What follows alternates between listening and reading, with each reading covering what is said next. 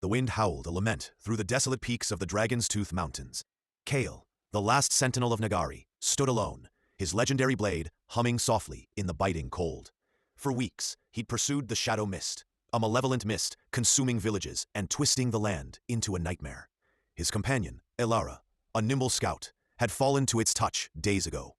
Brahm, the seasoned archer, and Lyra, the quiet healer, were presumed lost. Kale's resolve was simple: destroy the heart of the blight or die trying. He tracked it to a cavern, pulsating with eerie light. Inside, twisted roots and shadowy tendrils writhed. He fought through grotesque creatures, his blade a silver blur against the encroaching darkness. With each victory, he felt a strange surge of power, a cold strength replacing his weariness. Finally, he reached the blight's heart, a pulsating orb of pure shadow. As he raised his blade for the final strike, a voice, hauntingly familiar, echoed in his mind. "Thank you, Kale. You've brought it all back to me." The orb pulsed, and from its depths emerged not the shadow blight, but Lord Valerius, the revered founder of the Sentinels, long thought dead. His eyes, now pools of malevolence, gleamed.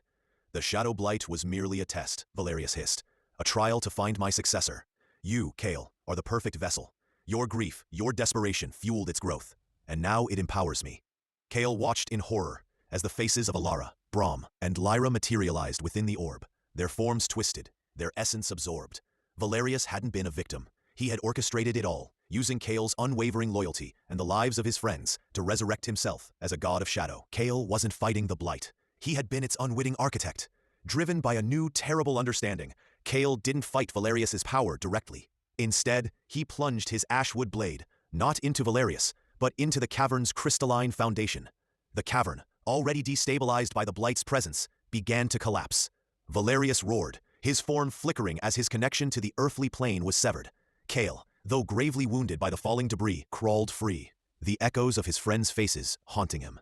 He had failed to save them, but he had prevented Valerius from unleashing true darkness upon the world. He was no longer just a warrior. He was a survivor who had seen the true face of evil, even when it wore the guise of good.